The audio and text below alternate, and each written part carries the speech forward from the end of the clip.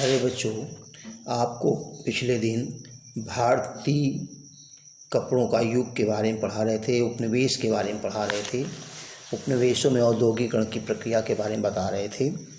उसको आप लोगों ने पढ़ा होगा, देखा होगा। आज उसी के आगे भारतीय कपड़ों का जब आवागमन शुरू हुआ विश्व बाजार में, तो बुनकरों का क्या हुआ। 1760 के दशक के बाद जब ईस्ट इंडिया कंपनी भारत में अपनी सत्ता को मजबूत बना रही थी, तब भारत के कपड़ा निर्यात में गिरावट नहीं आई, क्योंकि ब्रिटिश कपास उद्योग का प्रसार अभी प्रारंभ नहीं हुआ था। ब्रिटिश कपास उद्योग का प्रसार यहाँ भारत में या उतना प्रसार कहीं नहीं हुआ था। वहीं देश के अलावा यूरोप में बारीक भारतीय कपड़ों की अत्यधिक मांग थी। यही कारण था कि कंपनी भी भारत से होने वाले कपड़े के निर्यात को ही बढ़ाना चाहती थी। 1760 और 1770 के दशक में बंगाल और कर्नाटक में राजनीतिक सत्ता स्थापित करने से पहले ईस्ट इंडिया कंपनी को निर्यात के लिए लगातार सप्लाई सरलता से नहीं मिल पाती थी।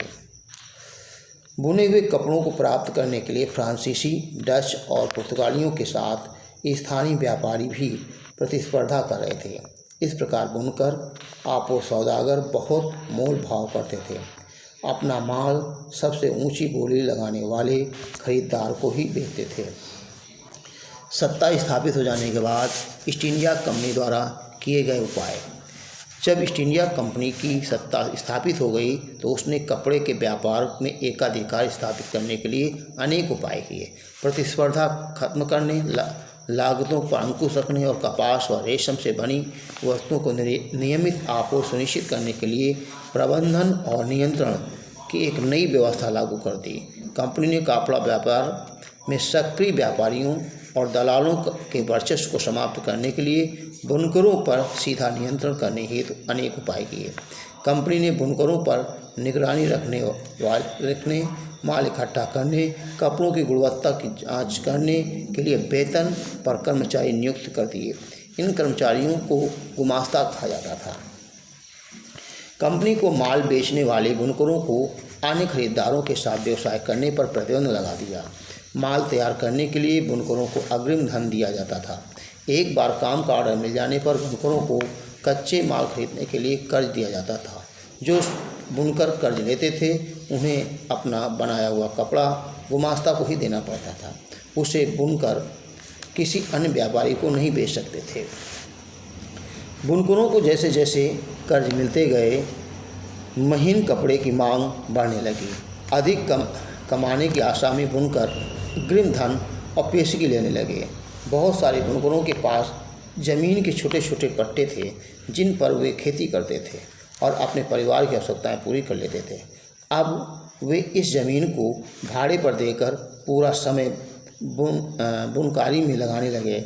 अब पूरा परिवार यही काम करने लगा। बच्चे व स्त्रियां सभी कुछ न कुछ काम करते थे, लेकिन जल्दी बहुत से बुनकर बाहुल्य गांव में बुनकरों और गुमास्ताओं के बीच टकराव की खबरें आने लगी। इससे पहले आपूर्ति सौदागर प्रायः बुनकर बाहुल्य गांव में ही रहते थे। बुनकरों से उनके नज़दीकी संबंध होते थे। वे बुनकरों की आवश्यकताओं को ध्यान में रखते थे और संकट के समय उनकी सहायता करते थे। नए गुमास्ता बाहर के लोग थे। उनका गाँव से पुराना सामाजिक संबंध नहीं था। वे अच्छा व्यवहार नहीं करते थे। सिपाहियों और चपरासियों को लेकर आते थे और माल समय पर तैयार न होने की स्थिति में बुनकरों को दंड देते थे। बुनकरों को प्रायः पीटा जाता था और कोड़े बरसाए जाते थे। अब बुनकर न तो दाम पर मोलभाव कर सकते थे और न ही किसी और को माल बेच सकते थे। उन्हें कंपनी से जो कीमत मिलती थी वह बहुत ही कम थी, लेकिन वे कर्ज की वजह से कंपनी में सीधे बंधे हुए थे। ऐसी स्थिति में कर्नाटक और बंगाल में बहुत सारे स्थानों पर बुनकर गांव छोड़कर चले गए। वे अपने रिश्तेदारों के साथ यहाँ किसी और गांव में करघा लगा लेते थे। कई स्थानों पर कंपनी और उसके अफसरों का विरोध करते हुए गांव के व्यापारियों के साथ मिलकर बुनकरों ने विद्रोह कर दिया। कुछ समय बाद बहुत सारे बुनकर कर्ज वापस करने से इनकार करने लगे और उन्हें करघे बंद कर दिए और खेतों में मजदूरी करने लगे। भारत में मैनचेस्टर का आना। 19वीं शताब्दी के प्रारंभ में भारत में कपड़ा निर्यात में गिरावट आने लगी, लंबे समय तक जारी रही। सन 1811-12 में सूती माल का हिस्सा कुल 33% था। 1850 से 51 या मात्र 3% रह गया। जब इंग्लैंड में कपास उद्योग विकसित हुआ तो वहाँ उद्योगपति दूसरे देशों से आने वाले आयात को लेकर परेशान हो गए। उन्होंने सरकार पर दबाव डाला कि वह आयातित कपड़े पर आयात शुल्क लगाए ताकि मैनचेस्टर में बने कपड़े बाहरी प्रतिस्पर्धा के बिना इंग्लैंड में आसानी से बिक सकें। दूसरी ओर उन्होंने ईस्ट इंडिया कंपनी पर दबाव डाला कि ब्रिटिश कपड़ों को भारतीय बाज़ारों में ही बेचें। उन्होंने शताब्दी के प्रारंभ में ब्रिटेन के वस्त्र उत्पादों के निर्यात में आश्चर्यजनक वृद्धि हुई। 18वीं शताब्दी के अंत में भारत में उत्पादों का न के बराबर निर्यात होता था। सन 1850 तक आते सूती आयात भारतीय आयात में से 31% हो चुका था। सन 1870 तक यह अनुपात 50% से ऊपर चला गया। भारतीय कपड़ा बुनकरों की समस्याएं। अब भारत में कपड़ा बुनकरों के सम्मुख एक साथ दो समस्याएं आ खड़ी थीं। एक ओर उनका निर्यात बाजार खत्म हो रहा था, दूसरी ओर स्थानीय बाजार भी सिकुड़ने लगा था। स्थानीय बाजार में मैनचेस्टर से आयात माल की भरमार थी।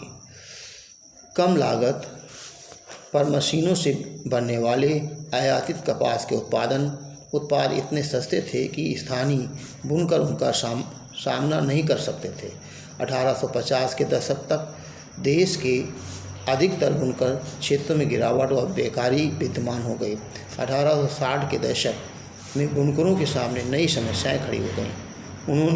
उन्हें अच्छी कपास नहीं मिल पा रही थी। अब अमेरिकी गृह युद्ध प्रारंभ हुआ और अमेरिका से कपास का आयात बंद हो गया तो ब्रिटेन भारत से कच्चा माल मांगने लगा। भारत से कच्चे माल कपास के निर्यात के कारण उसकी कीमत बहुत बढ़ गई।